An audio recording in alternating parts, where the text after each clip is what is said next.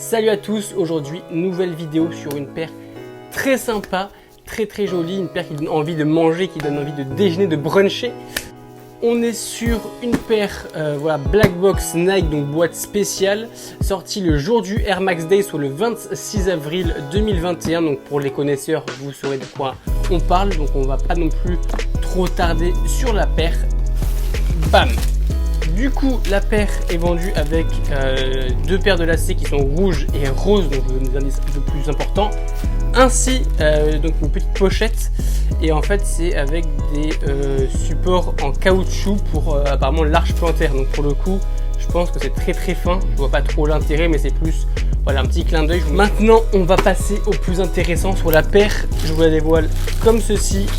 Donc voilà la bête, pour le coup je l'ai déjà portée donc c'est normal, vous inquiétez pas si elle est un peu sale. Voici la paire, pour le coup elle a été rockée donc aujourd'hui, et puis voilà, elle est chercher des petits colis, faire un peu de bricolage avec, donc pour le coup elle a déjà été un peu poncée. Donc pour ceux qui ne savent pas, nous sommes sur une Air Max 90 ou Air Max 3 à l'époque, donc une paire qui est sortie dans les années 90, qui a été designée par Tinker Hatfield.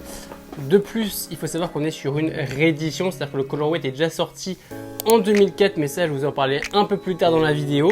Donc voilà, paire très cool nommée Bacon. On retrouve donc les couleurs, différentes nuances de couleurs du bacon sur la paire, voilà, que ce soit du marron, crème, en passant par le rose, le rouge. Donc voilà, c'est très sympa. C'est vrai que j'ai souvent du mal avec les paires de Air Max 90, mais celle-ci je trouve que le colorway est juste incroyable et l'histoire encore plus, donc voilà. On est pour le coup sur une paire très qualitative malgré ce que les gens disent. Pour le coup on retrouve pas mal de matière, donc ici on a un petit daim tout doux en couleur un peu crème. On a ensuite une semelle son basique, Air Max tranquille. Ensuite on a une partie toujours en daim au cuir retourné rouge, voilà, où en fait quand on passe son doigt ça change un peu de couleur. Beaucoup de gens les trouvent un peu trop clairs, mais bon, je trouve ça plutôt sympa. Donc là on a une partie en cuir rose, on a une partie en plastique marron, et puis on a toute la partie blanche en cuir basique, voilà. Donc pour le coup il y a pas mal de différentes matières, un peu de caoutchouc à l'arrière sur le heel tab, donc c'est plutôt sympa. Pour le coup je trouve que les qualités sont là. Par contre c'est au niveau des finitions où on a pas mal de petites traces, etc., que ce soit au niveau de la bulle d'air, au niveau des petites peintures marron, donc c'est un peu dommage, mais en soi, voilà, c'est une paire qui est quand même assez qualitative. Elle a coûté 150 €, elle est sortie à 150 €, moi je l'ai chopée à 175 €, tout frais compris sur Vinted, donc ouais, je suis très content de l'avoir à ce prix-là. Maintenant, on va rentrer un peu plus dans le sujet, c'est-à-dire que vous avez vu la paire, vous vous êtes dit ok, très cool, bacon, c'est drôle, mais pourquoi bacon, pourquoi tout ça? Donc il faut savoir que cette paire est sortie en 2004. De base c'était une collaboration avec un shop new-yorkais qui s'appelle Dave's Quality Meats.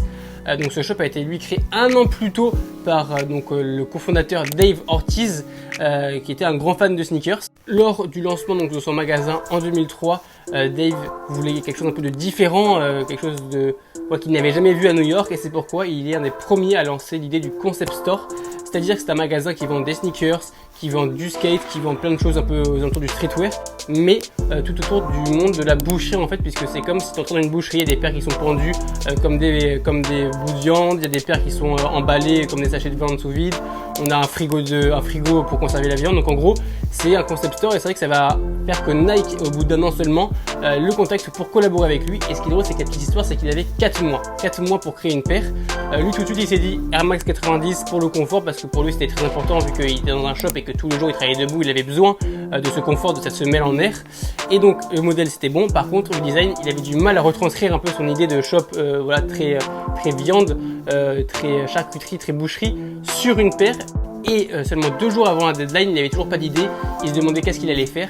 Et un soir, alors qu'il était dans une petite bodega dans les rues de New York, il s'est dit mais en fait tout le monde aime le bacon, et donc il allait acheter 3 paquets de bacon. Il est donc parti voir son pote Thomas, qui était à l'époque designer pour des marques comme Supreme par exemple, et donc il a passé la nuit et la journée entière à donc choisir quelle partie irait sur quelle partie au niveau des colorways sur la chaussure, avec les petits cuirs pour un peu dire lequel irait avec lequel. Et c'est comme ça que la paire est sortie. Au début il était quand même pas très sûr de lui, il disait quand même c'est un peu spécial, mais au final le directeur de Nike qui s'occupait de cette collaboration a kiffé.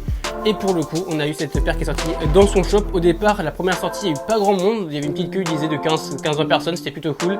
Et lors du second drop, pour le coup, il y avait une queue de malade et c'est devenu une paire très coté. Et donc voilà, depuis 2004, Nike ne l'avait pas ressorti, c'est pourquoi ils nous ressortent ce petit bébé.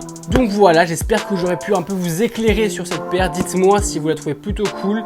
Dites-moi aussi si vous trouvez ça dommage de ressortir une paire 17 ans après sa sortie. En tout cas, ça aurait été un plaisir de vous faire cette magnifique vidéo. Je vous fais des petits plans portés à la fin pour que vous puissiez un peu vous dire à quoi ça ressemble. Et puis je vous dis à la prochaine. Cheers! Putain, j'ai la flemme de le mettre. It's time to porter ça.